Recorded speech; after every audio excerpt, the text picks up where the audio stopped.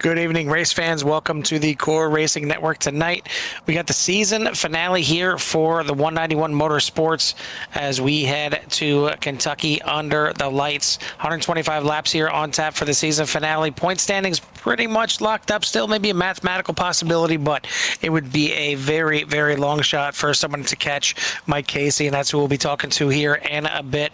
Not just to kind of talk about the championship, but also kind of help wrap up the season here, since he's the man behind the curtains here at 191 Motorsports for the Gen 6 series, and kind of see what's on the horizon for them, and see what he thinks the season was for this season. But it was fun for us for sure, and looking forward to what they got going on in the future. But 125 laps here at Kentucky. Temperatures a little bit on the cool side out there here tonight, so we'll see how these cars can handle this track. Jimmy, joining me in the booth as always. Have you had a chance to get out here and run Kentucky? I know it's an oval, and I know you're still kind of dipping your feet back in these ovals, but no. And today I chilled. I played random video games and just kind of relaxed. Made sure everything was set up earlier, and put the once I got the link ready, I was just, pretty much just, I don't know, just a relaxed day today. I'm hoping the thunder don't take my power out. We'll just put it that way. The thunderstorms crawl through Florida, I think, like once a day at some point of time. But anyways, looking forward to wrapping up the season here with 191, obviously, and obviously say congrats to probably most likely Mike Casey, as those points are pretty much in lock for the most part here with the amount of people that's here tonight, and obviously the amount of points he has accrued over the season. So we'll see what this season, obviously he'll finish up this season, and then hopefully we'll see him back for another season. But right now, they are getting out on the track, ready for qualifying. Let me get that up here for y'all, so you can see who is put in times and stuff. So we got about 2 minutes left here for qualifying, as it looks like Mike Casey on top right now with a 29.965. It was anything but boring for me today. Daughter had her first softball game for the fall, and then had a little kind of end of season party, and it was also her birthday today, turning 5 years old. So happy birthday to my daughter. Happy birthday! And got to have a couple of friends over here, and did about, I think, 500 water balloons outside. I got drenched, kids got drenched. It was a good day. But and a summer party. The summer has come to an end. I know my kids are going back to school next week. Paisley starts up kindergarten. Colton's gonna be starting second grade on Tuesday. So good things come to an end, just like the 191 Motorsports here for the Gen 6 series. As mentioned, Mike Casey leads the points coming in here tonight by quick math here, 46 points over Paul Helms in second, and then another 8 points back to TJ Ivey, Brad Worley, DJ Garner for the top five. But really, I mean, the top of the point standings may be secured with Mike Casey kind of just basically needs to start it and park it here tonight to probably claim the victory for the season. Only 2 wins on the season, so I'm assuming he probably wants to get up there and get his third to tie TJ Ivey for the most wins on the season. But I mean, really, from second place on back, you take a look at these points. You got Paul Helms at 328, TJ Ivey at 320, Bradley Worley at 316, DJ Garner at 309, Zane Bierman at 303, Wade Enyart at 301, even Matthew Jordan at 295. I mean, all these drivers so close together. I don't think we have we don't have Scruffy here tonight. I know we got to talk to him last week for his final race of the season, but I mean, just so tight for the points from second all the way down to maybe 8th or 9th. It's a really good end of the season. But speaking of end of the season, let me go ahead and bring in our man behind the curtains here, and that is going to be the driver of the 6, Mike Casey. Mike, the season maybe coming to an end here. The points championship may already be a lock for you, but wanted to bring you in here, get a chance to kind of talk to you. What do you think the season brought out there for you guys out there for 191? How do you feel the season went?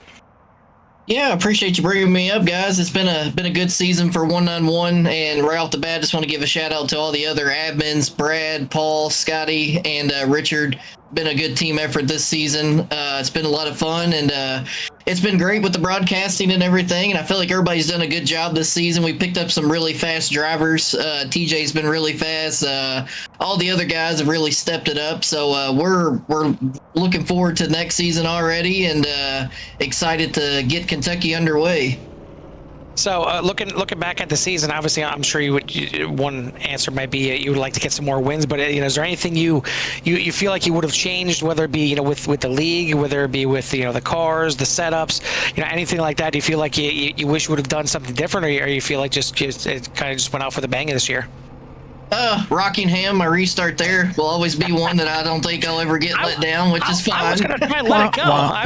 No, you weren't. No, you weren't. We know you guys now. You're right. I had it in the bag. I was hoping for a restart here tonight, but yeah, no, I think the season for you guys went pretty awesome, and we enjoyed every minute of it here. So, looking forward. Obviously you guys got the season finale here tonight, but what's on the horizon for 191? Whether it be here on Sunday nights, whether it be on other nights of the week, what do you guys got going out for anybody that's out there tuning in?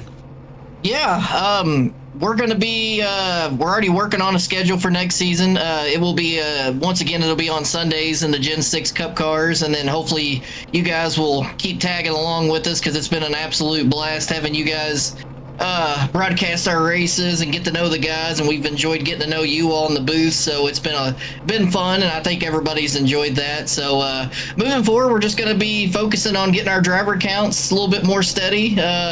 We've had some guys miss here and there, which is fine, but we're looking to be a little bit more consistent with our driver count moving forward. So we're excited about that. And we got the colder weather coming up, so I feel like we're gonna have a lot more guys available.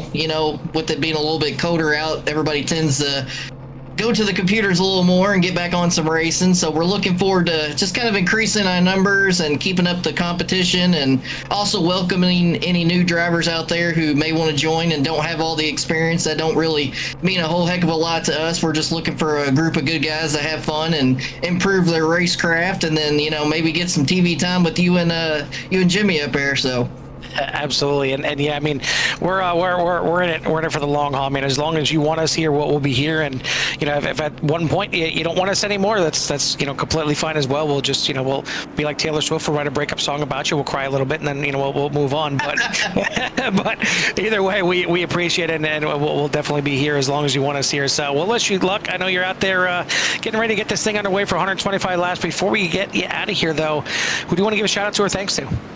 Not to Jerry Maguire, you guys, but you guys complete us. But on a side note, thanks to everybody watching. We appreciate you all watching, and I'm gonna go ahead and give this one to Jimmy and get those thumbs up for these guys. Cord Racing Network is an awesome group of guys, and we appreciate the heck out of everybody. So just looking forward to getting this one going, and hopefully getting this sucker up in Victory Circle again. So. Well, just remember out there, the human head weighs 8 pounds, and you should be good to go out there. Writing that down right now. All right, buddy. We'll let you go. Get out of here. Good luck to you, and we'll see if we can talk to you at the end of the race. All right. Sounds good, guys. Appreciate you all. That is driver of the 6, Mike Casey, and as you heard, I already got some stuff in the works for next season. We got to finish up this season first, and it's going to be a good one here under the lights at Kentucky. We got 13 drivers in the field. Looks like Daniel Pinkston is going to be doing what he does from behind the scenes, rocking the race control here. So once again, shout out to Daniel, as what he does is it's above and beyond of what anybody. You can't thank the race control admins enough, and they don't get enough thanks. But it's enough of that. We got to go racing here, and we are green flag here. Billy Rickett leads them down into turn number 1. Yeah, down into turn number 1 is got the pole here tonight over TJ Ivey, and then Mike Casey. Obviously, so the battle continues between a few of these drivers up front as always. But the driving is everywhere along the track here. Obviously, we always want to give a shout out to everybody out there. Brenda, Twisted Gaming, Scruffy's out there, Crazy's out there, along with everybody else that's watching as well. So got about 10, 13 people out there. So hope you enjoy your evening here at CRN with 191 Motorsports here at Kentucky. So we'll get this race on. We've got 2 laps in right now. Billy Rickett out front over Michael Casey. Good start for the crew here as heading down the backstretch, and these laps will cook off pretty quickly here at Kentucky, especially when they get wound up here and the tires nice and gripped up, which it always seems like they are doing a pretty good job with. And for most tracks, we always talk about, you know, kind of the exit turn 4, the exit turn 2. You got to watch when you're coming off of that banking and you know, drifting up towards the wall of the exit. I don't feel like it's as much the case at Kentucky for whatever reason. It doesn't seem like maybe it's just not as big of a transition from the bank turns to the flatter straightaways.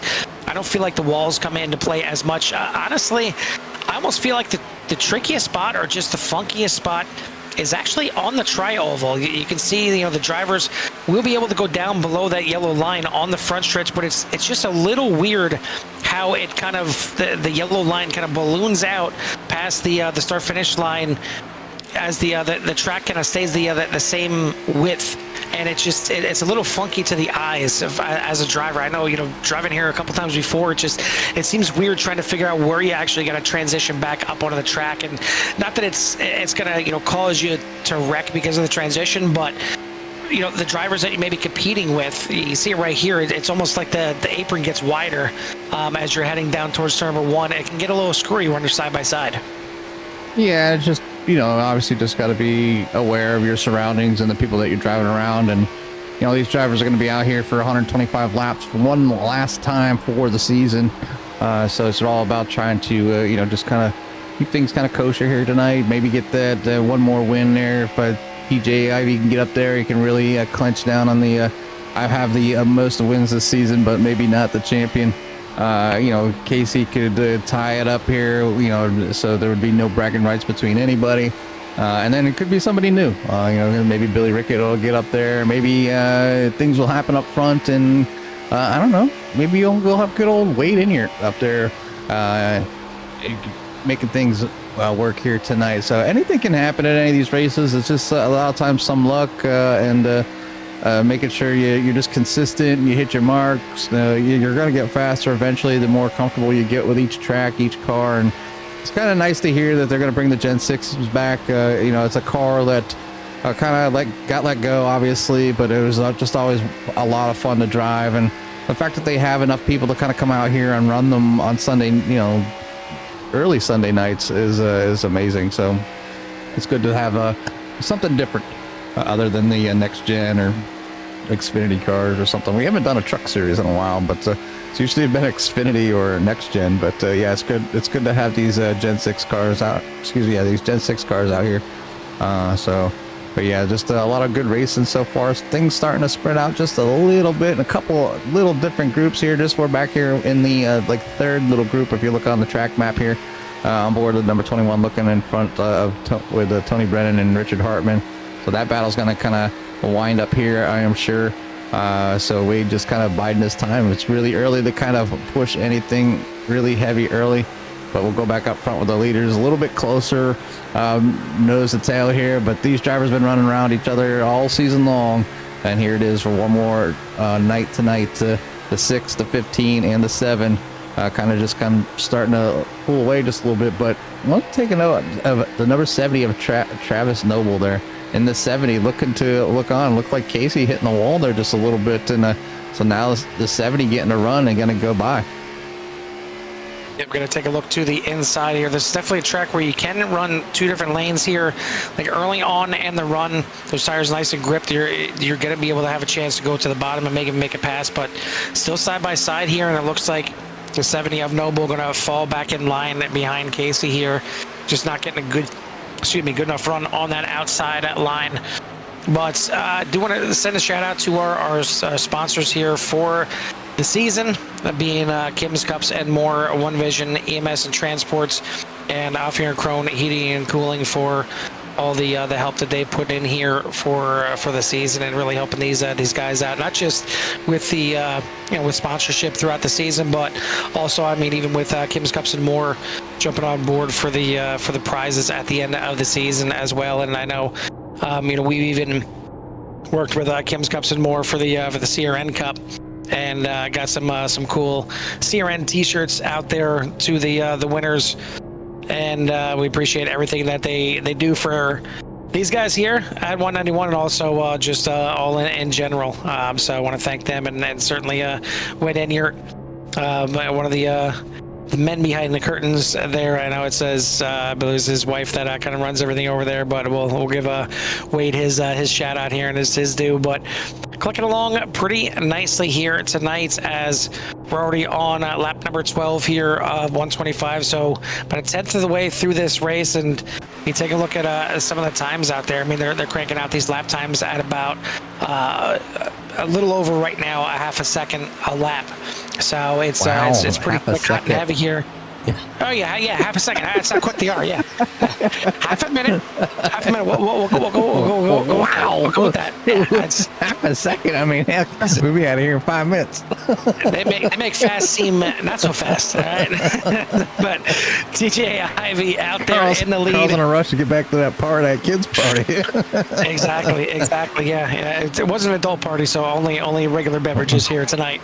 But it is TJ Ivy out front by about a quarter second. Billy Rickett in second. Mike Casey, Travis Noble, and Justin Spengler for your top 5. Getting a little close right there. As you got Zane Bierman, Dale Garner Jr., Paul Helms, Douglas Ivy, and Tony Brennan for your top 10. Richard Hartman, Wade Enyart, Scott Henderson rounding out the 13 car field here tonight.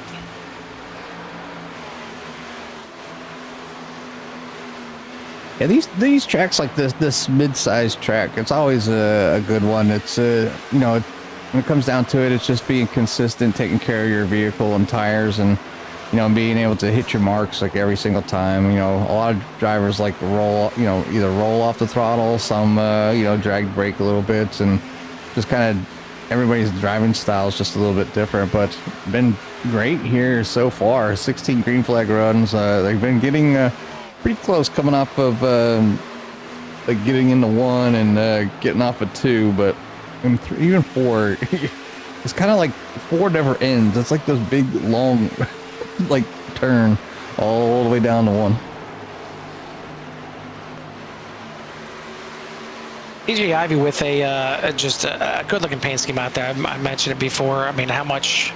Or, I'm sorry, not TJ Ivy. It was Douglas Ivy there in the 85 with the Quaker State paint scheme. As we were looking at him, I just said the wrong Ivy. I had the last name right, but the Quaker State paint scheme there, and I seen that he was going to be running it this weekend. And for some reason, I mean, when I think of Kentucky Speedway, I think of Quaker State, and you certainly have the Quaker State logos on the wall in a couple of spots. The green walls, maybe that does it. It's certainly it's a different color green on the walls than the Quaker State, but I don't know. It's just something about Kentucky just makes me think Quaker State, even though I live in the Quaker State here in Pennsylvania. But either way, I digress. The other Ivy, TJ Ivy, is the one that is leading here tonight, looking for his 4th win of the season and to extend his most wins on the season to finish this thing out, maybe move up in the standings just to finish out strong here. Billy Rickett, Michael Casey keeping him within check, though, as is, I mean, really the top 5 kind of breaking away right now. Travis Noble just hanging on to the backside here. Yeah, and just kind of doing a good job, I think. Just obviously, we haven't seen much of, I mean, I know Travis has been around a little bit, but we haven't seen much of him. But so he's been hanging here in a good spot right now. Just maybe, you kind of get that. You want to start thinking what our driver's thinking at this point. We've got, took the green flag. Everybody gets excited and takes off. But now everybody's kind of settling down. Who's kind of like preserving their equipment? Who's saving some fuel? What's going through drivers' minds now as we're crossing that lap number 20 mark?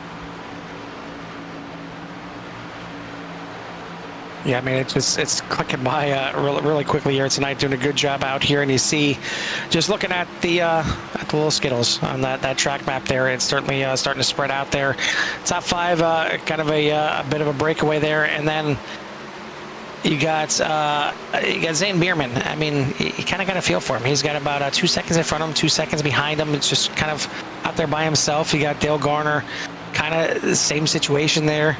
And then Paul Helms, Douglas Ivy in a good battle back there in 8th and 9th position. But for the most part, I think the driver's just kind of settling in here early on in the race. Still haven't seen our first round of pit stops. We'll see when they come in. I'm not going to base anything on that because we once again, even if we know, we don't know when it comes to this fuel strategy anymore. I think you want to talk about going back to school. I think that's what we need to do in the off season. We need to go back to school and try and figure out fuel mileage for these cars on these tracks and try and have a better idea of what's going on. But so far so good. TG Ivy out front, Mike Casey, Billy Rickett, Justin Spengler, and Travis Noble for the top 5. Zane Bierman, Dale Garner Jr., Paul Helms, Douglas Ivy, and Richard Hartman for the top 10.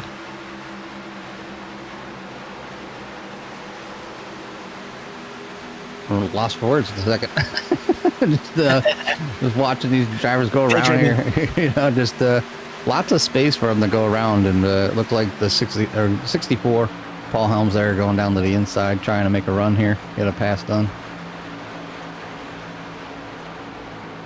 Battle back here for 7th and 8th now as Helms still trying to get to the inside and make the pass on Douglas, or I'm sorry, this is Paul Helms trying to make the pass on Dale Garner Jr., but not to be. I mean, I think it's at that point in the run here where the outside line is good enough to battle with that inside, and Helms going to keep it down there, going to keep fighting. Meanwhile, Douglas Ivy right behind him, just kind of ball hawking this thing and just watching and waiting so he can maybe pick up the scraps here of these drivers battling. But no one out there is catching TJ Ivy right now. Michael Casey, Billy Rickett just kind of holding serve right now, and so is Justin Spengler there in the top 4. But it's kind of just being status quo at the front. Maybe these drivers wait until a little bit later in the race, but we've got a caution out on the track, and this should be our comp caution here on lap number 25. So get an early comp caution here, get these drivers back together, give them a free pit stop here, and then give us a nice little 100-lap race to finish this thing out. Yeah, it's still a good amount of time to do whatever, and I think maybe some of these drivers now, knowing how the car is going to handle, you can see them maybe seeing where these pit strategies will fall into play. And what we're going to do is once we get everything situated here for the comp caution, get everybody any questions that they may have to ask, we're going to bring in it looks like he's going to bring himself in here. He's not going to wait at all. He's going to come in here, and that is actually we got a Zane Bierman in here. The way it looks, Zane, driver of the 55 out here and up there just outside the top 5 for the first little bit of a run. So Zane, how's the car feeling out here? I know it's a little cooler temperatures out here. You got the nice little night race to finish it out. Yeah, it's feeling pretty good. It can be slick at the beginning before you get warmed up, but I tried to make sure I got up into that heat window, was able to put together a little bit of run, and was trying to close some gap to that lead pack there before the comp caution came out. But we're feeling pretty good right now. I'm gonna come in here, get some tires, top up on fuel, and come back out P6 for the restart. So without giving anything away for the last 100 laps here, I mean, how is it looking as far as fuel mileage? I mean, roughly how many pit stops are we going to be looking at for you guys for the last 100 laps? And is it worth short pitting? Is it short pitting a thing here? Or is it better kind of run that thing out? I'm gonna try to stretch mine out as long as I can. Obviously, a lot of times, people will stop and top up anytime there's a caution, so I'm not quite sure what the future holds in terms of how clean it's going to be, or if we're going to have, an organic caution or what. So I'm kind of keeping my options open this early, and we'll kind of play it by ear. All right, buddy. We'll let you go back out there. Before we do, anybody you want to give a shout out to or thanks to? The usual people, my family, my wife, all my friends here in 191, and you guys for putting on a good broadcast. Appreciate it, buddy. Sending back up there. Were you in Race Channel 3 or in chilling? I was in chilling. Okay. I'll send you back up there chilling. Thank you, sir.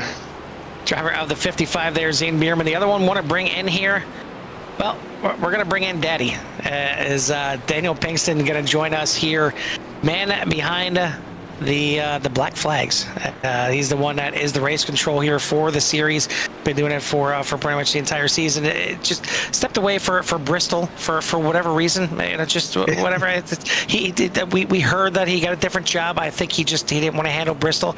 That's okay. We won't hold it against him. He's back here. Daddy is back, and we'll give him a chance to get in here, because I mean we say it almost every race, Daniel, that the race control, the race admins don't get enough love, and more often than not, when you're getting talked about, it's people bad mouthing you. I mean, I don't really feel that in this league for sure. I don't really feel any kind of animosity between the drivers, let alone you up there in the booth. But it's not exactly an easy job.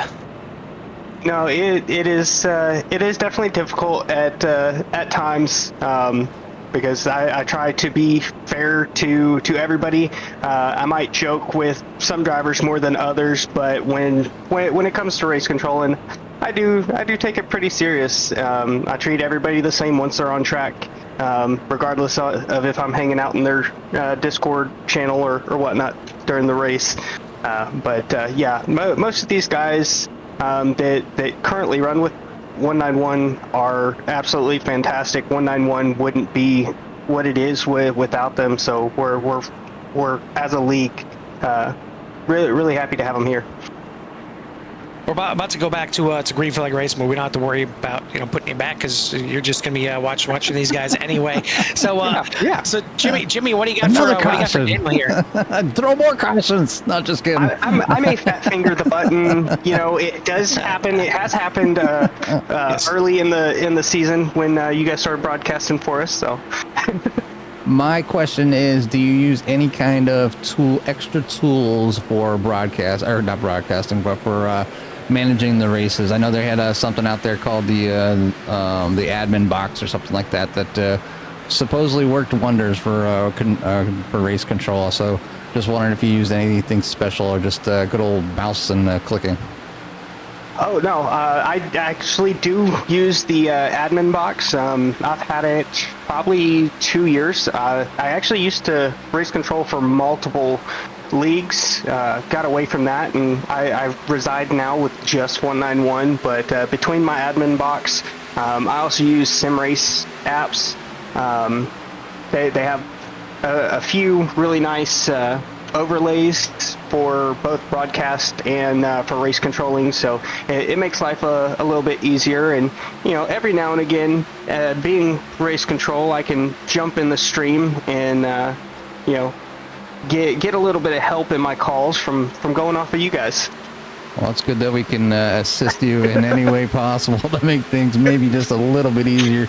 There's a slight delay, between the stream and what's going on track, but you do a fantastic job. You have been all season, and I know the guys out here really appreciate it. They might not say it as often as they should, or maybe want to, but we can definitely notice up here in the booth. Well, I appreciate that. They are vocal on their appreciation. It's just generally not done during a race day. It's when we link up and do shenanigan races. And you need those little kind of breaks to just let your hair down, let the frustration out a little bit sometimes, whether it be a little figure eight race, whether it be head out onto the dirt road tracks and take out a stupid car out there, get the street stocks out there on a dirt track, whatever, just to kind of mix it up a little bit and realize that this is supposed to be for fun. We're out here for fun. We're not out here making money. We're not out here, this isn't live or die here. We're not having to rebuild the cars to get to next week. It's supposed to be for fun, week in and week out. And sometimes some drivers forget that from time to time, and you have to remind them, we're all here just to have a little fun. Yeah, I think the statement made by Scruffy Jordan, I think it may have been last week during the race. His mindset is once the race is over, it's over. You reset, get ready for next week, and you don't really hold a grudge. You just move on. Yeah, exactly. Yeah, there's no sense holding any kind of grudge against anybody. I mean, you can look back at the race and see if there's anything you could have done differently, or maybe a different strategy that you could have done, or maybe you just want to watch it back to listen to me and Jimmy yap a little bit. Oh yeah. But either way, I mean, it's leaving it all out there on the track, and it's not worth holding a grudge. It's not worth it, especially here on the racing surface, because it's one way or another, it's going to probably come back and bite you worse than it did the first time. So either way, we appreciate everything that you do. I know these guys do here as well. Whether they straight up tell you or whether they show your appreciation in other ways, it's not easy to do what you do. And I know we kind of do a little bit of it kind of on the back end after the race over in core, and even that can be a pain sometimes, but we definitely appreciate everything you do out there. We'll let you get back to adminning here, and hopefully they keep this nice and green for you. Oh, I can only hope. All right, gentlemen, thank you so much for having me. Thank you, buddy.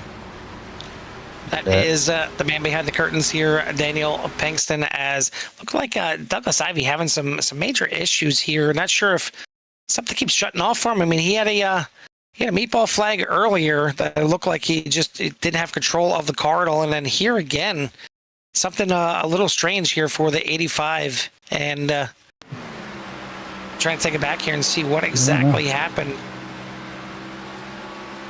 Trying to see where I see like sparks and stuff flying off the car, but not quite I seen that seeing what kind of happened. Yeah, I'm not sure either. He came in a second time, jumped in the pit. So yeah, I don't know, 85 having issues, whether it's with the car or with his controls or something. But Douglas having a rough time in that number 85 here tonight. We're gonna go back up front here. We'll go back. Yeah, there it is. There's the hit off the wall. That gave him some damage. But back up front here is they're battling now for third place here. The 28 of Justin Spengler, looking to the underside of the 7 of Billy Rickett, trying to make that pass. That inside line, just not able to hold the grip and make that turn the way they want to here tonight. Well, the yellow flag is going to fly here tonight. Not sure what is going on with this. Maybe trying to fix the issues here for Douglas Ivy. I mean, I didn't see any kind of issues out there on the track. Some good battling here, but I didn't see anybody getting sideways or into the wall or anything like that. Yeah, I'm not quite sure. So maybe that fat finger came out. Yeah, could be one last time. This is why race admins suck, Jimmy. I mean, it's just kidding, Daniel. Who put that guy up there? What a piece of.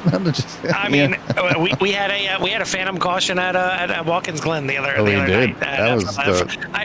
We still have no idea if it was an admin caution or if it was iRacing caution or whatever it was. But either way, going to give these drivers another chance to come in for a free pit stop and get back out there. We'll see if everybody's going to take tires. I mean, these drivers, again, they only get 5 sets of tires, so most of them obviously started with a set of tires, but then I think pretty much everybody took a set of tires at the comp caution, and I mean, to take another set here, it's pretty early in the race. I mean, we're only about a third of the way through the race, but you see these cars going up, Jimmy. I mean, this is I mean, I'm not a crew chief for one of these cars out here, and you see a couple drivers deciding not to take tires. I mean, yeah, even if they take tires, they still got 2 more sets for the rest of the race, but the rest of these guys get 3 sets. If this ends up being, 1 or 2 more cautions here, it could get very interesting here with the strategy. But out front, it is now going to be Travis Noble, Justin Spengler in second, as they elect to take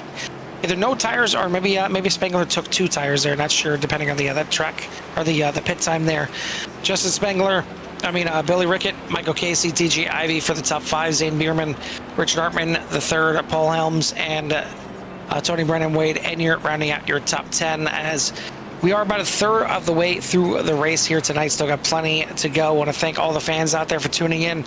As Michael said before the race, hit that little thumbs up going out there, and make Jimmy happy out there to get all those thumbs up, and subscribe as well if you want to get in touch with everything that Sierra has to offer, as this series coming to an end. But as you can hear, the new season already in the works, so Sundays I won't be off for too long, and then we still have all our other series right now. We got Monday nights we have the Hold Your Brakes Academy. On Tuesday, we have the Core Xfinity Series. Wednesday, we have the Casual Sim Racers League GT3 Series back-to-back with the, the Pit Speed Pit Road Speed Limit Racing. I'm going to get it right one of these times. I'm just going to go with the acronym real soon and just make it easy. But they're back-to-back on Wednesday nights. On Thursday nights, we have back-to-back as well, as me and Jimmy cover the Virtual Velocity Racing League as they're getting close to the end here. No race this week, as they'll have 1 week off before they finish out the season. But then you also have the other broadcast team covering the Core GT Series. It may see it switched up here a little bit coming to next season, and may give us a little break on the double header on Wednesday night. But we're about ready to get back to green here, but it looks like we're gonna extend this here a little bit longer, try and get everything situated here. Looks like the 70 for some reason is down on the apron. Not sure what the problem is here, as he's going slow and going towards the back, and not sure why. I mean, he didn't enter a closed pit or anything like that. He doesn't have a black flag, so not sure why the 70 Travis Noble is slow on the bottom. Or maybe it got out of gear and he can't get it restarted. But we're going to extend this caution. Yeah, not 100% sure what's going on. As obviously iRacing can sometimes throw a wrench in the mix. I'm going to step away for about 30 seconds to go take something out of the air fryer for my son so he can eat, and I'll be right back. I guess it's kind of important. We'll let you go for that one. And yeah, I guess it was Deborah on the racing service, and that's going to extend the caution here tonight. But base truck lights are out here one more time. We hopefully will be getting back to racing this time by, as still plenty of racing yet to go here tonight. About 80 plus laps to go. Out front, I'm guessing now it is going to be Michael Casey in front, TJ Ivy, Billy Rickett, Justin Spengler, Paul Helms for the top 5, Zane Bierman, Wade Enyart, Tony Brennan, Scott Henderson, Richard Hartman for your top 10, Dale Garner Jr., Travis Noble for 11th and 12th. Looks like Douglas Ivy having some issues here tonight, and the 85 may be retiring here early. And then obviously our man behind the curtains there, Daniel Pinkston, keeping an eye on things here and throwing the cautions and extending the cautions as need be. But we're about to get this thing back underway. It'll be in control by your points leader and the one that runs the 191 Motorsports here. That is going to be the 6 of Michael Casey, as we get ready to go back to green flag racing here at the Greenwald Palace here of Kentucky Speedway, as we'll head to the restart zone. And Michael Casey is back on the loud pedal as we are racing again back to turn number 1. Yeah, good start there by the 6 of Michael Casey. And, 9 times out of 10, whoever's got control usually gets out front. It is super difficult to time or get enough juice going to, basically be alongside the person who starts. So just it's such a benefit to be out front, or the leader for the beginning of a caution. That person that's on the outside or maybe the unpreferred line really does have a challenge trying to keep up, or maybe even get a run at the leader to make something happen. Yeah, I mean, you got some tracks where it can get, or even some cars in general that can be a little funky getting up through the gears. That you may have a driver miss a shift that you can get a chance to kind of come back on that outside, or maybe have a guy spin the tires on a restart. Not going to name any names out there, but sometimes restarts don't work out for you, and it worked out so far for Mike Casey here tonight as he restarts, gets a good jump, gets back to the lead as the 21 of Enyart there, just a little bit wide into turn number 1, but gets it gathered back up, gets to the draft of Scott Henderson, and he's still close enough. He's going to hopefully hang on to the back of this pack. Yeah, that was kind of, got out there a little bit, maybe too wide for the 21. It's snagging the wall just a little bit, and it does. The wall tends to act like kind of like a handbrake at times. So, slow him up just a little bit. It lost a few positions, but has a 21 rolling forward again. So, good things to come here for these drivers. You know, just gotta wait patiently here, and maybe Akash will come back out, and then get them all grouped back up again. So right now it is Michael Casey out front with TJ Ivy in tow, with Justin Spengler up 4 spots. Your biggest mover of the race, though, is the man that we talked to earlier. You know, with some. Oh, I didn't even say his name, and he hits the wall. Like the 55 Jose Bierman. He was up 6, now he's up 5. And he might be in danger of going down another one. So, in reference to back to school here, coming up here very soon, like I said, my kids starting up here already tomorrow. I'm sure a lot of kids either starting this week or maybe even the following week. But to kind of go with the theme of back to school, Jimmy, if you had a chance to learn one thing here on iRacing as a driver, you got one thing that you can learn and one thing only, what would it be? I mean, is it fuel mileage? Is it tire conservation? Is it being more consistent? Is it learning how to, to get a quick lap for qualifying? You had one thing you could pick, what would it be? I would say how not to destroy tires on ovals, and that's been my biggest thing. I've always been able to get that qualifying lap in. Will rival some of the best out there. I mean, as far as a lot of these leagues, I get out there and I'll do runs if I had some time for some practice. Usually I'm sitting within less than half a second from the leaders, and that's never been an issue. Like trying to qualify well. It's always been after getting the run, after qualifying, getting out there and being able to maintain that speed in order to finish well. Because a lot of times the car will end up falling back. Now, right before I kind of stopped ovals, I was doing some races with the ARCA car, and I don't remember what track it was because now since I reloaded my computer, I lost all my replay files, but. There was one race that I just, the ARCA races, they're rookie races or D races, so there's no cautions. And I was able to just stay out there the whole time, and I lapped pretty much the entire field with the exception of 2nd and 3rd place. And, I was rolling by people back in 4th, 5th, and 6th. I can remember them saying, "How are you still going so fast?" And it just must have clicked for that track, for that car.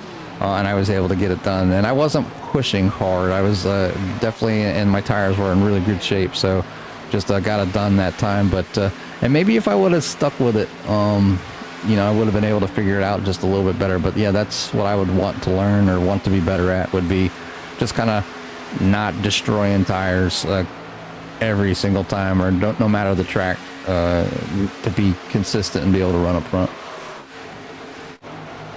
Yeah, I think for me, I mean, it might be cheating a little bit because it's kind of a two-parter. I want to learn how to be fast and save fuel. There's so many times we watch some of these leagues, whether it's on the road or the ovals here, where drivers are putting in lap times that I feel like, okay, they're fast, but I can compete with those kind of lap times.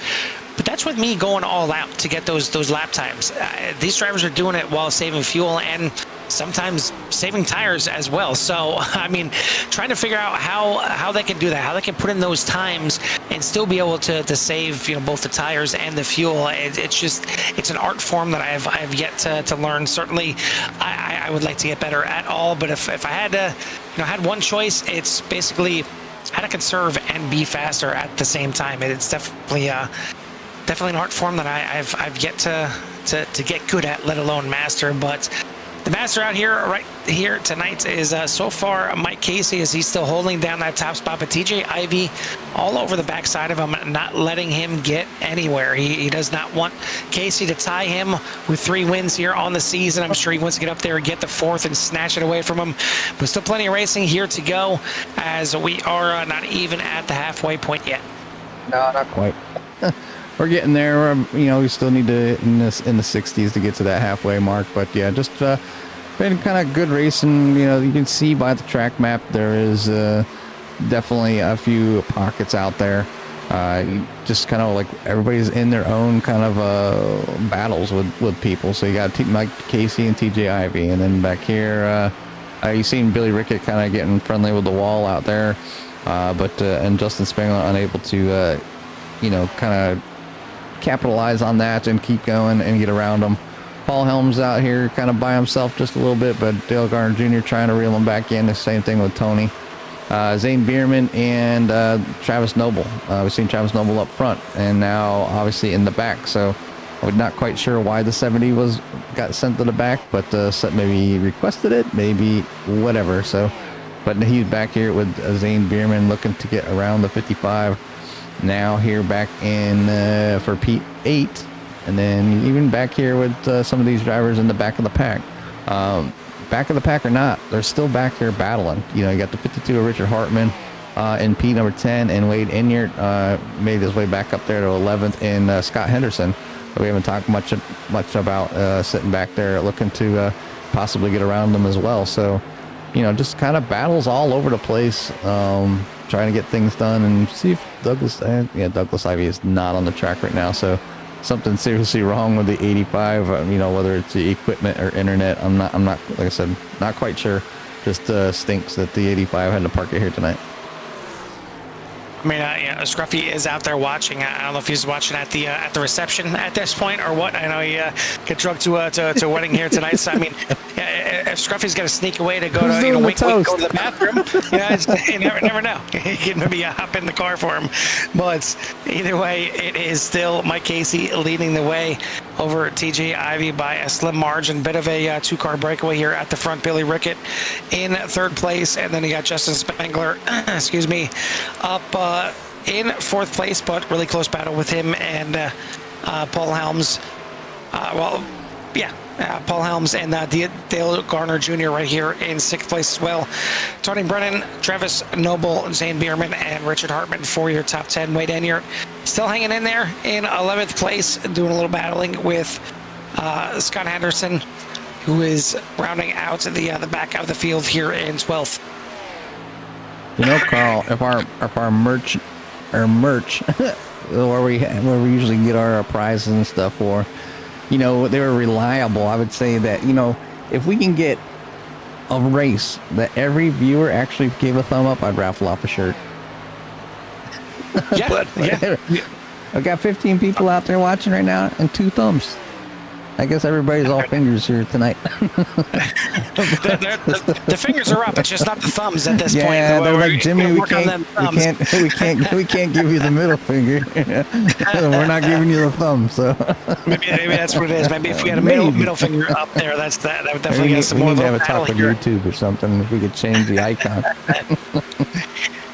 Battle here at the front as TJ Ivey looked there for a second to the inside, as we do have a poll up there to see what everyone out there thinks you would like to get better at, and kind of what I mentioned to Jimmy. Would you like to get better at fuel mileage, tire saving, just getting faster overall? And it's any one of them. Not any of them is a bad answer for sure, but I got another question for you for some of those new drivers, because Mike Casey mentioned they're looking for any and all drivers out here, whether you're kind of new and just kind of getting in there. They're just looking for some good people to get out there and race. But there's some people that maybe during the off season here, or maybe Santa isn't too far away, only a few months away, or maybe they're looking to get something for Christmas to kind of update themselves and update their their racing experience here. If you had to pick one thing, and I know you've certainly upgraded your entire system here. Yeah. You're gonna upgrade the wheel, you're gonna upgrade your pedals, or you're gonna upgrade your rig, because some people are just sitting there in a computer chair, or maybe even a lounge chair doing some racing here. So if you had to pick one thing to upgrade that you feel would make your racing experience better, what would it be?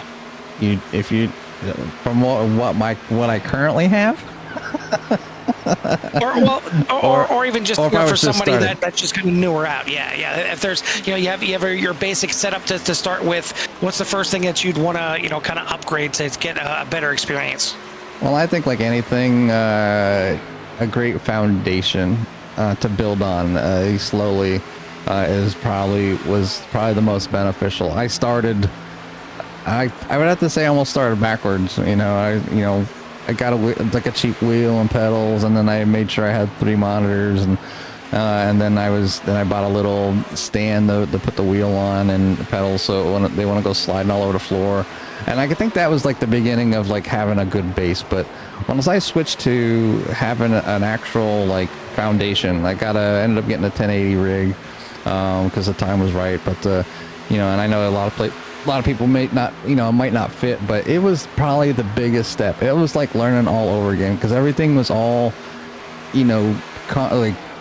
the foundation was solid and I could put whatever I wanted on it. So when I eventually did go and get those upgrades, the new wheel, the new pedals, the new everything else, it was it was all solid. So, and I guess right now, if I had to pick something that I would want or I would not mind if Santa brought, I don't need it. I would just it's kind of like a want.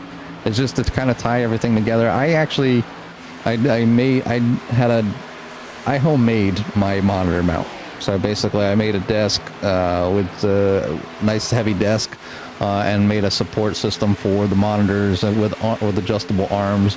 And once I got them in place, obviously I screwed them down, but it's all homemade. It's out of lumber and it don't look bad, but I wouldn't mind finishing the project and getting that that quad mount stand for the rig itself, and that way it's all one inclusive thing, and I can get rid of the lumber out of my office. But I don't mind it. It works. It does its job. So that's why I don't.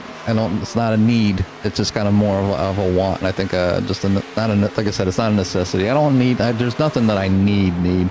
I just continue to try to get keep the computer up to date. And the only thing I need to do with the computer right now is just I obviously need to the other half. I ended up getting the was it 2 Christmases ago, I ended up getting a new graphics card, and that helped out tremendously. But obviously with running triples and everything that goes on and streaming, I would love to get a new motherboard and processor to go along with that, obviously with the new updated DDR5 RAM. So I keep trying to save for that stuff, but real life happens, or I decide to do something else, and there's always something else. And something comes up. That's really what it comes down to. It doesn't matter. You can have top of the line things, and tomorrow they're not top of the line anymore. It's not. Candy. yeah. I mean, you just may be hoping if you just wait that little bit longer, you'll get them on sale, but. Obviously, the things that you want, everybody hypes them up, and then like the scalpers get them, the prices go up and whatever. And, obviously, I don't know what's going on with tariffs and stuff, but some things, are obviously a little more pricey, and just money doesn't go very far. We just talked to some friends the other day, and, and it's not like I don't make good money. I make great money, but it's like, if I made this great money back when I wanted to make about this much money, I'd have a crap ton. I'd be pretty much rich.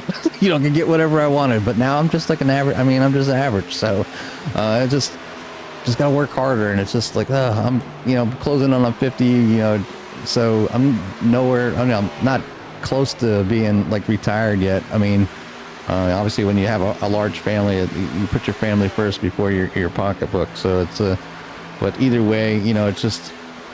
Yeah, just money doesn't go as far as it used to, so it is what it is. But I do I had a speaking just kind of random stuff coming up, like even like the neighbors, the kid stopped by, and she's in softball, and they're like doing one of those like support their child fundraiser through like this little calendar with numbers and stuff, and each day was whatever. If it was, I got 12 and 13, so it was like $25. I just, I don't even know. I mean, my neighbors, the neighbors on the left and right of me, I talk to occasionally, but the neighborhood, not so much. I don't live in a huge neighborhood, but it's pretty close knit here. It's nice and quiet for the most part. So, HOA was an HOA, Yep, I hear that. And getting back to to the racing side of it, it's like, to me, I think in the beginning, a lot of times you look at it and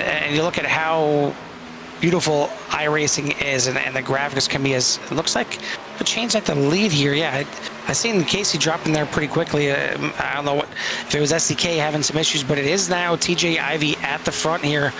pass for the lead. But I mean, at the beginning, you look at how nice iRacing is, and graphically it is absolutely beautiful. And you think, okay, well, I want to try and max out these graphics. I want it to look as best as can be. But really, you have to look at performance. If you can get your performance as good as it can be, the graphics are going to take care of themselves. You want as a driver out there, it needs to be seamless. Some like me are kind of throttled a little bit by the internet options that you have at your home. But obviously, everybody has their own price range of what they can afford, what they want to put into their system. But ultimately, you're looking at you don't want it obviously to look crappy. You don't want it to look boxy or not have anything turned on. But the more frames per second you have, the better you're going to be as a driver. Because if you're a tenth of a second off here, if you're a quarter of a second off here, if you're a millisecond off somewhere, I mean, it makes a big difference. And that could be the gains and losses that you're seeing other drivers make that you can't, because you're not seeing everything as quickly and as smoothly as other drivers. And the performance is more important. I know you want to get in there, you want to turn the rain all the way up, and you want to turn all the spectators on, and you want the clouds to look the same, and you want all the trees to look like they got leaves on them. But ultimately, it doesn't matter. I mean, when you're on the track, car and the track, you want that to be seamless, and you want that to be as smooth as possible, so you can see every little detail of your driving, let alone all the outside extremities. So if your system can handle turning everything on up to the max, sure, by far, go ahead. But ultimately, you want to try and make sure you're getting as much frames per second, FPS, as possible to get a good, clean driving experience out there, which looks like TJ Ivey is doing right now, as he now has the lead over Mike Casey, but only by about a tenth and a half right now, as Casey's still staying with him. They are about 2 seconds ahead of Billy Rickett. And then back to Justin Spengler and Dale Gardner Jr. for your top five. Paul Helms, Zane Bierman, Tony Brennan, Richard Hartman III, and Wayne Enyer for your top five, as we should be nearing some pit stops here, I would think, pretty soon. It's been 40 laps here since they've last been in. But since we're in the second half of the race, one last time for the season, I think we need to crank it up and give everyone out there in Sierra Nation a little love to hear it. A little love to hear it? Whoa.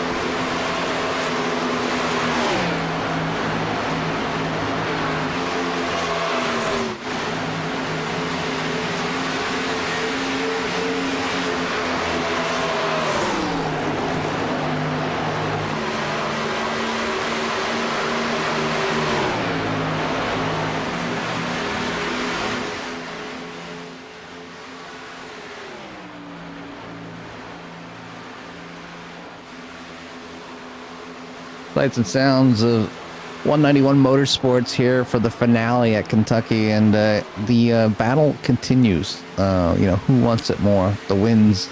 Who wants the most wins? Or a tie for to win the most wins? It's TJ Ivy and Michael Casey battling back and forth. Looks like TJ might have a run this time by. Oh, the crossover, that was close. No! They go for a ride down through the grass. And the yellow is going to come out. They both end up saving it. I mean, not necessarily late race shenanigans, but certainly getting late in the night here.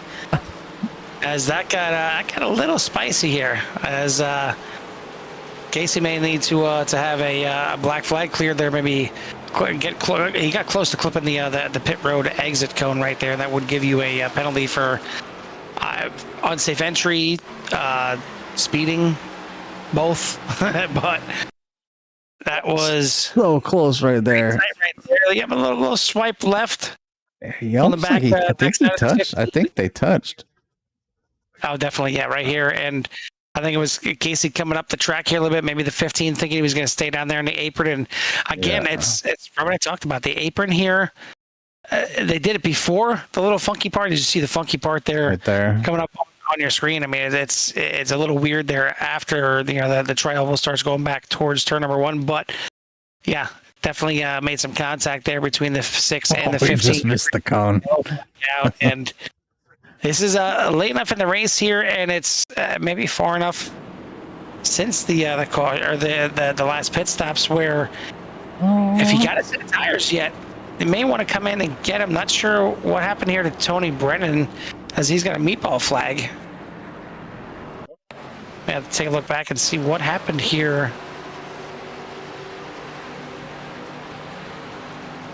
If this was maybe a money shift.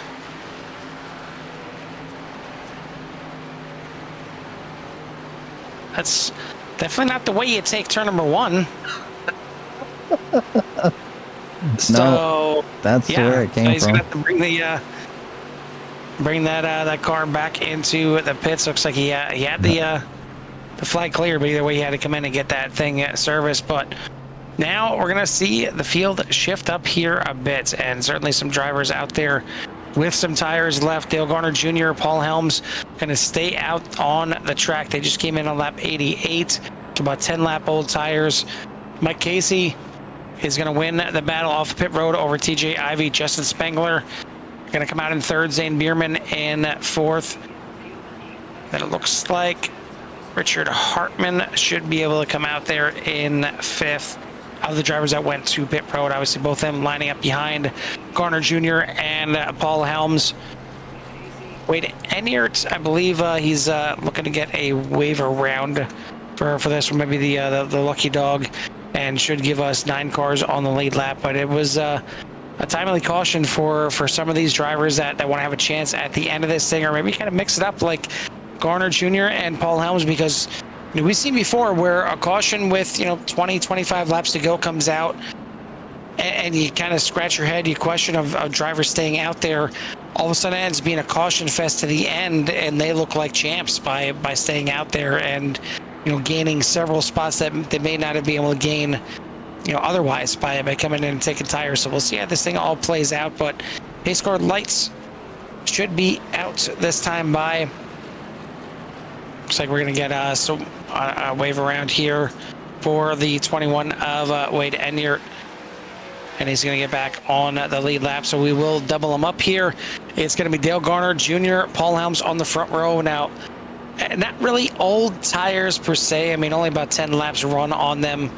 So shouldn't be a concern, knock on wood, for wheel spin or anything like that on the start here. But that second row is going to be hot and heavy. Mike Casey on the inside, TJ Ivy on the outside.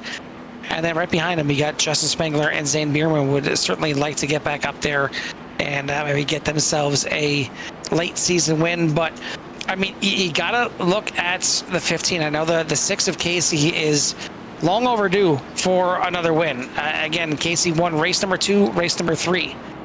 He's dominated the points since, but only because of consistency. He has not gotten another win since race number 3 back in June. So he is way overdue. You can't say that about the 15 of TJ Ivy, as he won back to back to back coming in here tonight. 3 straight races. Can he make it 4 to end the season? Will the cautions come out enough for Dale Garner Jr. or Paul Helms to maybe steal this one away? We're about to find out, as we are less than 25 laps to go. Green flag is back in the air, and we are racing in Kentucky one more time. And the 31 getting away here with a decent start. No wheel spin there for 31 to get out front, and obviously 64, unused. Looking for 3 wide back there with TJ Ivy going underneath the 64. Paul Helms here coming out of turn number 2 as they will race down the backstretch, and it looks like just a one heck of a run, and just the only 10 lap older tires, or 11 for the Ivy and Casey, and they're just continue to battle as they keep swiping across the track. Like you said, that front at the end of the trial hole, right past the start-finish line, just it's weird to look at. It messes with your head. It's like you're going down a nice 2 wide road, and then you come to like a single lane bridge. I mean, I knew a few places up in Pennsylvania that were like that, or there's just a 1 lane bridge. But yeah, it's almost like they thought, okay, this is how we're going to design the tri-oval, but then somebody else came in and designed it, or somebody just didn't hit the right buttons on the CAD drawing to draw it correctly, and the second half of it. Yeah, exactly. 2 different radiuses on the fillet on that one. But either way, it is Mike Casey back out front, TJ Ivy in second, but Justin Spengler now starting to get up there and threaten a little bit. These drivers don't need to save any kind of tires. It is time to go all out. It is still 20 laps to go here, 21 laps to go, but it's maybe go time here at Kentucky. It's time to get up there, time to mix it up. Certainly, the 15 and 6 are going to mix it up to finish this thing out, and that could give a chance to Spengler or Bierman to pick up this win. Yeah, it's definitely an opportunity for 28 or the 55 to kind of walk away with a win. The 6 and the 15 are just constantly battling here. You can see the 15 now getting to the inside of the 6, right, the weird section right there. But stays down low. He's going to go down to the inside, but we've seen the outside. Oh, he's able to clear them. Wow. Crossover again by the 6. We are in asphalt, Jimmy, right? I'm seeing sliders. I'm seeing crossovers. This isn't the dirt version of Kentucky, is it? Because we're about to see a crossover again coming out of the corner, this time from TJ Ivy. He's going to get to the point, give that lap lead to TJ Ivy as he tries to finally complete this pass. And I almost feel like he's got to send it in here, but he's got to send it in well enough that he can hold that bottom and prevent another crossover, and it looks like that's what he's going to do this time. But it's only because Mike Casey stays in it on the outside as they're still battling into 3. Yeah, this is a race that you're going to watch here all the way to the end, and it's the same thing for the 55 and the 28 behind, but the 55 being on them older tires. Wait, no, 55's on newer tires. Yeah, the older tire drivers are back there with Garner and Helms. You can see how they kind of drop back. Still going to be a good finish for these the few that decided to stay out there. Dale Garner Jr. up 6 spots in P number 5, so that is definitely a good run for them.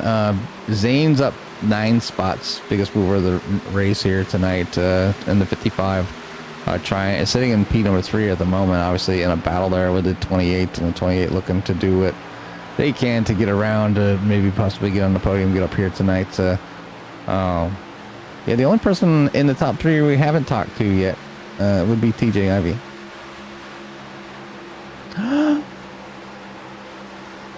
Getting close here, and some contact maybe there, as the 55 had to put on a fantastic save going through 3, and somehow he did just that, as went in just a little bit too deep there and got in the side of the 15, and 28 almost got in the back of him as well, but it's going to spread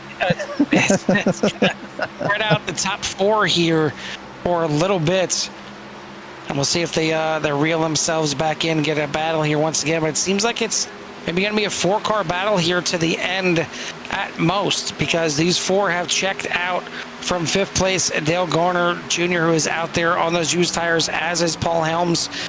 Doesn't seem like Rickett has anything to say at this point. And Hartman, Brennan, and Enyart.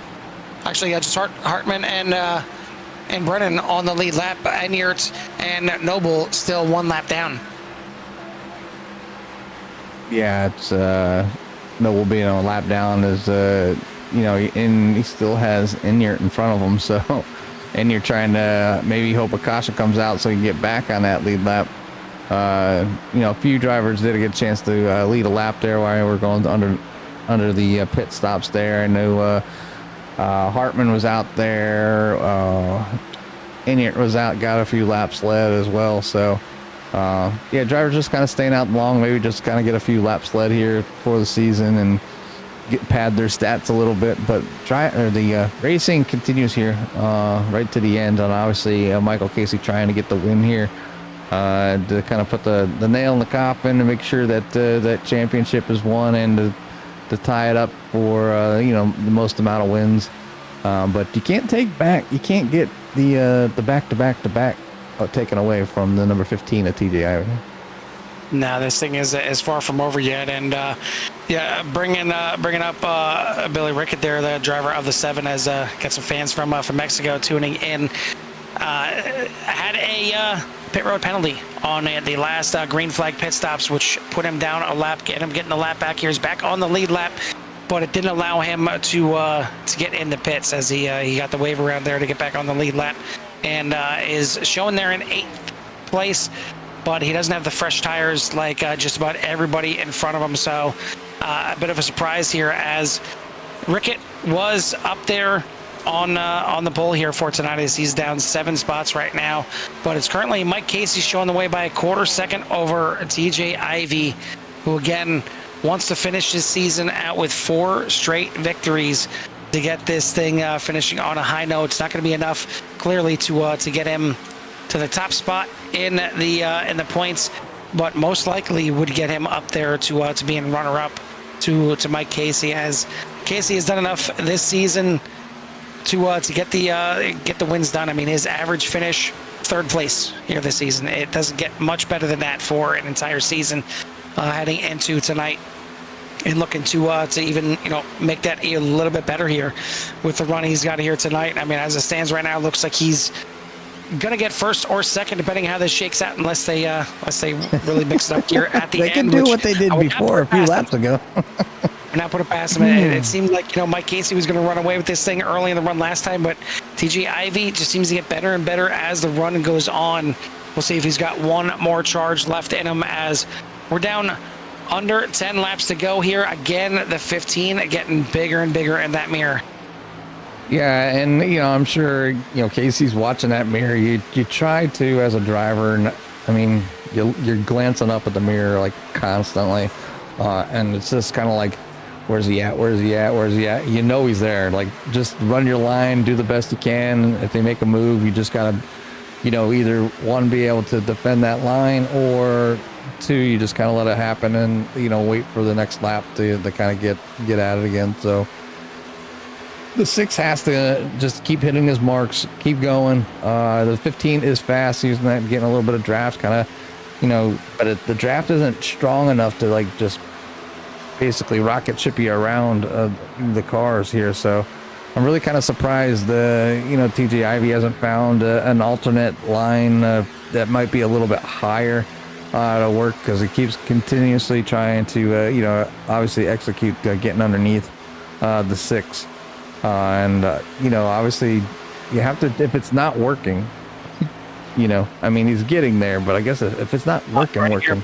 Big run off of turns 1 and 2 right there. The 15 is going to look to the outside. I think his problem is he can get lower than the 6 in turns 1 and 2, and that's where he gets the good run, because he gets the fresh air on the front, gets that downforce. Now he goes to the outside for the pass, side by side at the line. Give it to TJ Ivy as the laps are clicking away. 6 laps to go here at Kentucky, and the 15 is going to clear for the lead. the line he was kind of running there in 3 and 4 previously, he was a little bit higher than the 6, and that's kind of the no-no zone, because all you're doing is getting all that dirty air from the 6. You're not able to rotate around as good, but he was getting lower in 1 and 2, and that's where he was getting that good downforce on the front end, able to really turn and crank through that corner, got the good run, got himself to the lead. Now, how much does he have to defend? 5 laps to go here. You know, Mike Casey is not done with this yet. No, he's got to dig deep though for the 6 to get around that 15, and it's not. You know, there's plenty of room to pass here. It's just not super easy, and you can see that the 15 had to use the high side. So you know, is maybe the 15 get to kind of work the middle high line and basically force Casey to go down to the inside here, and that's we can almost guarantee if you know that's what I would be doing. Just like force the driver, the 6, to go to the inside and you know, try to get that grip off the corners. But you can see the 15, like you said, coming through 1 and 2. It's just able to get that nose of that car right down to the yellow line and on the apron and rotate around. And he's right above that small asphalt strip there in 3 and 4, kind of keeping things going. It doesn't cut down like way down on the bottom like we've seen a lot. Some drivers will get way down there on the apron coming across the start finish line. It's not needed. I've never seen any benefit of it besides trying to confuse people or maybe, oh no, Casey hit the wall. Oh, it's going to slow him up here a little bit, and he's going to have to gather it back up here and try and make a late charge. We certainly see a lot of fans out there for both Casey and for Ivy out there, and trying to get this thing done for both of them. Casey would love to get a 3rd win on the season, really cap off this championship, but he's going to have to really fight back now. 2 laps to go. The gap just about the biggest we've seen all race, and that's only a half a second. And this is definitely not a realm of possibility for Casey to reel him back in, but he's got to put everything together and these next couple corners just to even be able to get to the back bumper of TJ Ivy as we round out of turns 3 and 4. Losing my place here. There we go. It is going to be a white flag in the air. 1 more lap left in the season as TJ Ivy looking to go back to back to finish out this season. Great run through 1 and 2. It's been his bread and butter here tonight, getting through 1 and 2. It's worked out to give him a 6/10 of a second lead heading into 3 and 4. Casey has been a little bit better in 3 and 4, but not good enough to stop the 15. TJ Ivy, 4 wins in a row to end the season, and maybe what could have been, if he could just put it together in the beginning of the season, could have been a championship run. But either way, he finishes off on by far the highest note here, race win wise. How about the run off the corner? 3 wide in the back. Give it to Richard Hartman on the inside, getting home in 5th. Paul Helms in 6th. Billy Rickett going to come home in 7th. But TJ Ivy, Mike Casey, Justin Spengler, Zane Bierman for the top 4 here tonight. Rounding out the top 10, Tony Brennan and Travis Noble, Wade Enyart going to come home in 11th, Scott Henderson in 12th. But TJ Ivy, for all the Ivy fans out there, going to be able to burn it down here on the front stretch here on the green and white checkerboard on the front stretch, and little reverse burnout as the cars go flying by. And I mean, is this the Polish donuts? Or at least an attempt at them? I mean, you don't used to do reverse donuts with a front wheel drive car, because that's the best way to do them. Well, he gave it an attempt. He gave it the old college try here tonight. Didn't look like it worked out too well for him. He tried something. But Mike Casey's showing him how donuts are supposed to be done, as he can certainly celebrate tonight. It's not going to be for the win, but he will win the championship here in a pretty dominating fashion here this season. You wonder if you could just wind back the clock here a little bit and kind of put this about halfway through the season. What would TJ Ivy have to say for this championship if he could have just had a better start to the season? I mean, again, Ivy finishes with 4 straight wins to end the season.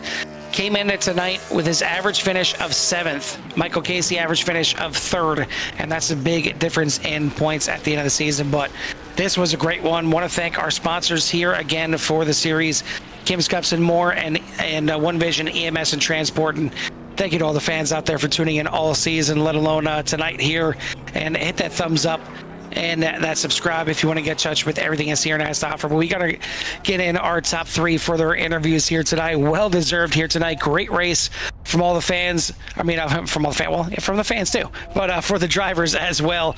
And thank you once again to Daniel Pinkston for holding it down there in the race control room.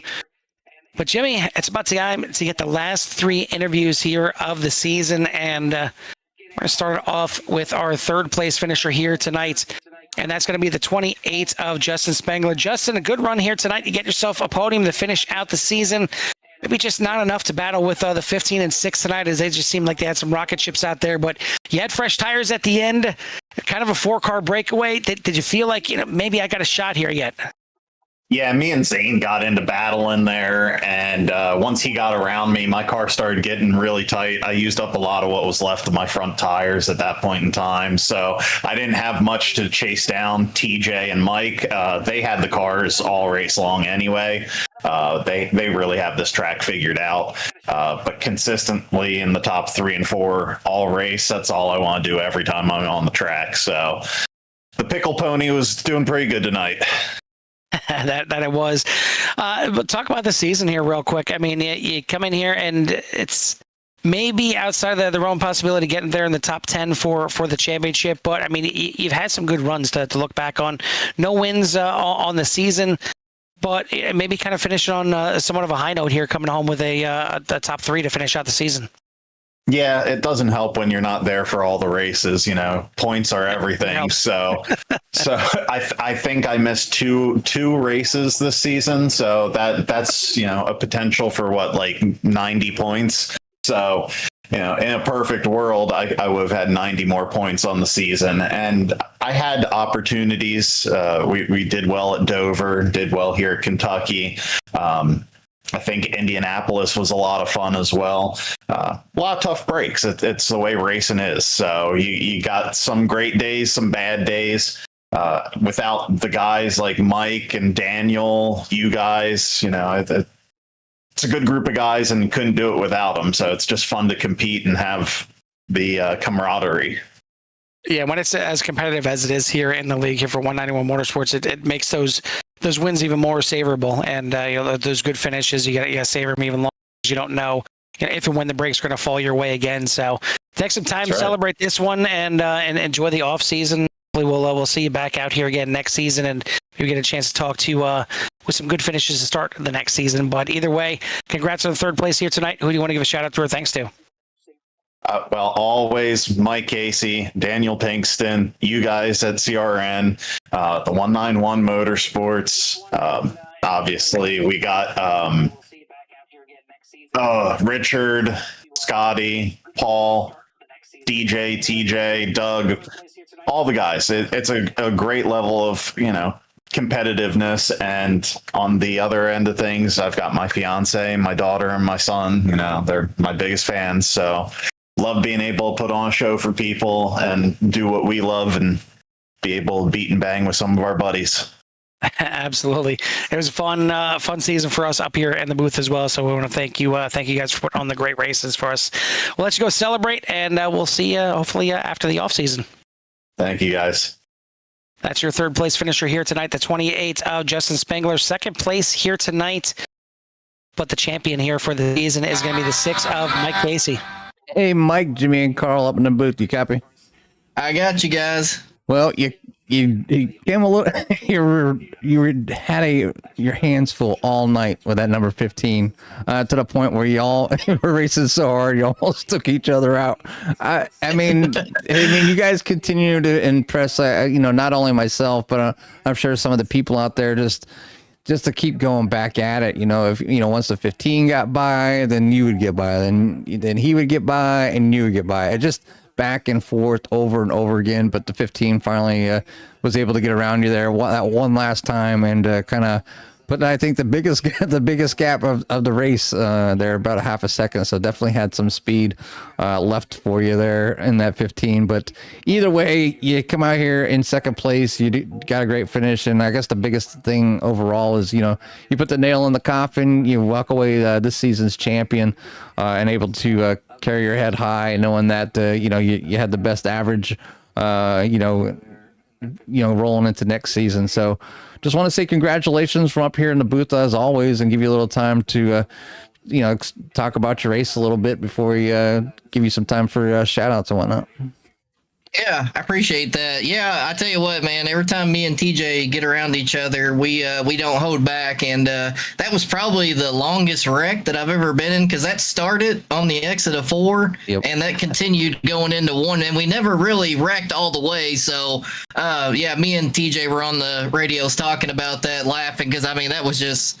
I thought I had him clear coming off of 4. I tried to be fancy and cross him over on a track that cheese grades the tires, and thought that was a great idea. And next thing I know, I was like, yeah, abort, but it was too late. And then next thing I know, we were cutting a little grass, and it was fun, though. I feel like everybody kind of let loose tonight. I think everybody was really racing hard and just giving it all they had just to put on a good show tonight.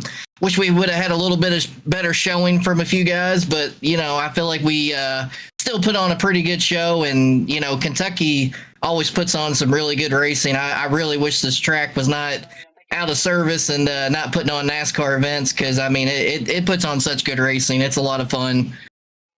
Yeah, I mean, you talked a little bit about maybe the driver fall off here for the last race, obviously, and it's a common theme. So don't think it's a 191 Motorsports by any means. It's just I think the nature of the beast. Whether as the real life comes up or whatnot. But it seems like the last few races seem to fall off, and that's for 99.9% of any league that I've seen. I haven't seen like the last race be the biggest race of the season as far as attendance goes. So don't be too hard on yourself when it comes to that, because it's pretty much the average, or the maybe around iRacing. But either way, you kind of got out here with your drivers out of your league.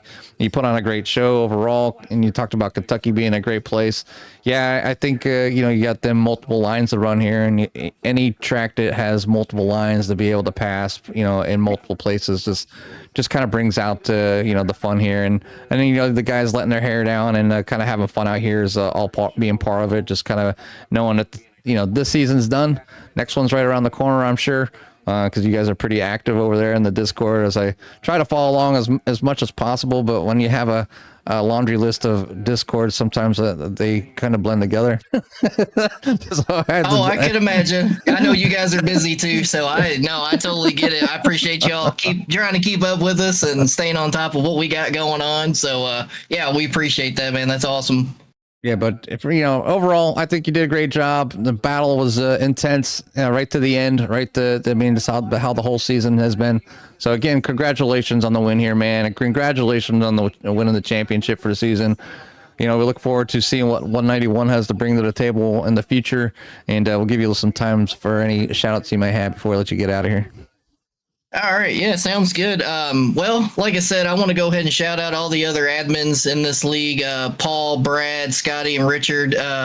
It's a good team effort around here, trying to keep everything going and keep guys involved with everything and putting up practice races, or even just like yesterday, we hung out and watched the Daytona race, and we had a few guys come in. So just even when it's not on the track, just everybody hanging out and getting to know each other on a more personal level. It's been a lot of fun. I absolutely love doing this. I hope 191, we keep this thing going for a while. We're already talking about the schedule, got some stuff working, so we'll have some announcements coming out this week for schedule updates and season 4, and then stuff that we're going to be having on Thursdays. But anyway, shout out to you all, obviously Core Racing Network. It's been a true honor having you guys jump on board with us and broadcast our shows, and we hope that everybody on Sundays and looks forward to watching us go turn left and get after it. We enjoy it. So everybody on YouTube, we appreciate you guys, and then all the friends and family that's been watching and kind of watched all season and supported not only me but everybody in the 191 Motorsports League. It's been great. All the guys showing up tonight means a lot. Of course, One Vision EMS Transport, and then Kim's Cups and more. We also have merchandise now through them. So if anybody wants to get some 191 gear, you want to, support that. That's something we got that just took off. So we're pretty excited about that. And then Allfinger and Crone Heating Cooling, they jumped on board for a race this season. So I'm going to shout them out. So we appreciate that. And, that's all I got. Feels good to win another championship. Looking forward to the next season, and we're going to be recruiting. So anybody out there wants to do some Gen 6 racing, be happy to have you. We're looking forward to getting back after it. We don't plan on taking a break for very long. We want to try to keep this thing going, and we enjoy getting out here and doing some racing. So that's all I got. And congratulations to TJ and Justin on their podiums tonight, as always. And I think everybody did a good job tonight.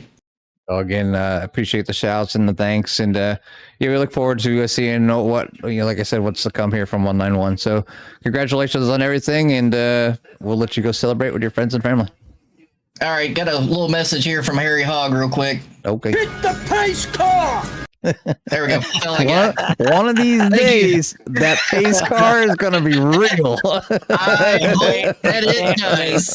Please, iRacing. I would love to see that. Make it obviously make it a tank, but like no, destroy the car. I want to see somebody get junked. Just junk them. That's what I'm saying. Make the pace car like a tank, like impenetrable, but because somebody would just be taking it out, and it would just be. I think and that's don't why tell anybody. Yeah. Don't tell anybody. Sneak that in on the next season update. Oh, it'd be awesome. We wait. Me and Carl are just waiting because we know people play with the transparent pace car all the time. But anyways, man, yeah. we'll let you get out of here. Yep. Thank you, guys. We appreciate you all. Yes, sir. That is your second place finisher here tonight and champion for the season, the 6 of Mike Casey. Last but not least, we're going to bring in your winner here tonight, TJ Ivy, driver of the 15. And TJ, just put myself in your shoes here for this race, and clearly how you're battling Mike for this entire race here tonight. I'm thinking that you're thinking to yourself, you know what, Mike, you won the championship here. There's no way anybody's going to catch you. No way I'm going to catch you. But I'll be damned if you're going to win more races than me, or at least tie me for this season. I'm going out there and getting number 4. Yeah, no, I mean, congrats to Mike. He was great all year. I think he had a second or third place average finish throughout the whole season. I was wanting to get something out of this. I guess the only thing I could really shoot for was most wins. So going like that, and me and Mike racing, it was real fun. We got our elbows out a little bit and raced a little bit harder than what we normally have in the past. It was pretty intense for about 90% of that race. So, I mean, talk to me not just about tonight's race, but this string you've been on. I mean, it's certainly been very kind of eclectic with the winners here. I mean, you got Bradley Worley winning the season opener at Daytona. You got Casey winning back-to-back, Jason Crispin, Joe Sanchez, Zane Bierman winning 2. It was a lot of different winners here this season. Then all of a sudden, you hit Rockingham and you broke through for your first. And sometimes all you got to do is just pop your cherry. You get that first one, and all of a sudden you go on a run. But I mean, the run that you went on with the tracks that you went on, Rockingham, Bristol, Indianapolis. I mean, Kentucky here had to feel like a breeze compared to those kind of tracks out there. It certainly wasn't battling with Casey all race long, but I mean, some tough tracks that you got your previous 3 wins on, and then here to come here and battle like you did to get number 4. Yeah, I mean, I felt comfortable. At Kentucky, I had a decent line I would run. The big thing here was making sure the tires didn't go away from you too quick, and just kind of conserving. That was what I was focused on was taking care of the tires. If I got passed. And then just reeling them back in, and it's really hard at this track. When I would get behind Mike in 1 and 2, I would plow like pretty hard coming out of 2 and have to lift. So I knew 3 and 4 was where I was gonna have to do it, because we were running kind of different lines through there. But yeah, I mean, I think that was one of my keys to victory, if you will, for those 4 races, were just watching the tires and making sure I had something more than what the other guy did. Well, I think that's something that you had here tonight. It seemed like you had something a little more in turns 1 and 2 than Mike Casey. You were able to get just a little bit lower, able to get some of that fresh air on the front nose of that 15, really get that thing rotated through. Maybe Casey was a smidge better in 3 and 4, but you just had some fantastic runs to really gain on him in 1 and 2, and that ultimately led to the outside lane down the backstretch to get you that pass. Yeah. I mean, getting that run off of 4, getting up to him in 1 and 2, and if he left me just a little bit of room, or if he arced it too much into 1, I'd kind of cut it off and get the air on the nose and lift a little bit to get the car to turn, and then get back in the gas. And I think that's what was helping me get those runs there at the end, coming out of 2. Well, this has been one heck of a run for you, and one hell of a not August, but even dipping into the last week of July. Just untouchable on the top. I mean, he certainly wasn't easy on some of them, and probably the biggest one, Bristol, you kind of walked away a little bit because of how everything played out. But here tonight, it was not easy. Casey gave it everything he could, but you get 4 wins in a row to end the season, so it's not going to end in a championship. He did finish second, getting Paul Helms there by 2 points, so you will finish second in the championship. Runner-up maybe doesn't feel great overall, but you got to be happy with the end of this season and kind of looking forward to next season. Yeah, compared to where I was going into, I think Rockingham or Bristol, I think I was outside the top 10. Yes. I missed Wilkesboro, and then Talladega didn't really go how I thought it was going to go. So being able to climb back up and just have a good run towards the end, it was a lot more fun. And like I said, I've had some things change at work, so I was kind of able to get a little bit more time on the sim at night to kind of focus on this, because I've only, I joined iRacing in 2014. I had like a 9-year gap almost, and I got back on earlier this year. So, I've done a couple officials, but really I've just been doing the league, and that's about it. So just kind of honing some stuff that, I was a little rusty on. Well, nothing rusty here tonight. You get yourself another win and finish out the season on the strongest note of anybody out there. So congrats again on all your success this season, especially here tonight. Before we let you go and get out of here, one final time, who do you want to give a shout out to or thanks to?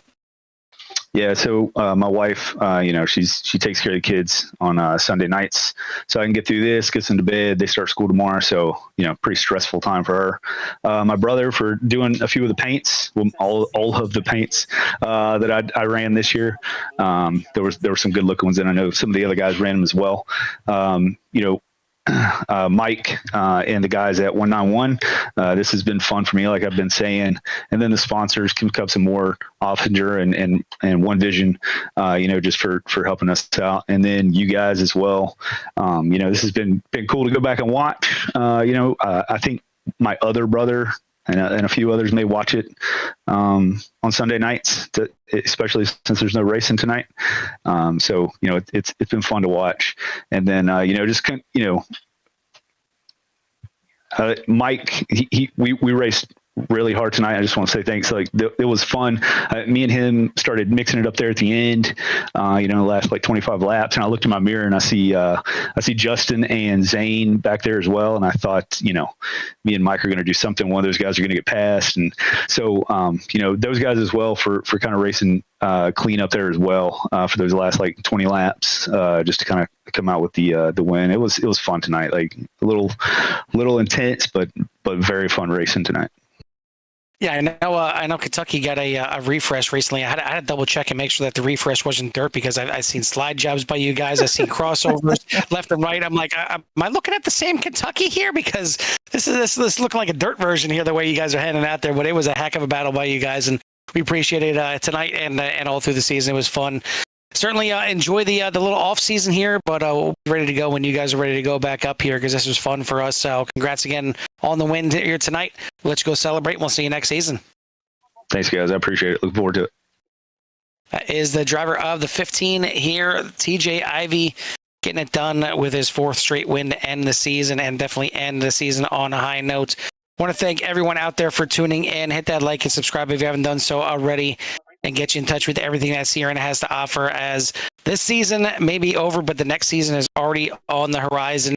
Just for Sunday nights, we got all kinds of racing action from Sunday through Thursday. Sunday's going to take a little break here until these boys are ready to go, but we'll be ready to go when they are. But in the meantime, you can get your fix on Monday nights with a little oval racing. Tuesday nights, we got oval. Wednesday, we got a little bit of road and oval. And then Thursday nights, we had a little bit of oval and road to go back to back there on both those nights. But it's been a blast here. We hope you enjoyed it. Hope you're ready for the off season and then season 4 to kick in here for the 191 Motorsports with myself and Jimmy here from the Kentucky Speedway. We'll see you at the track. Peace.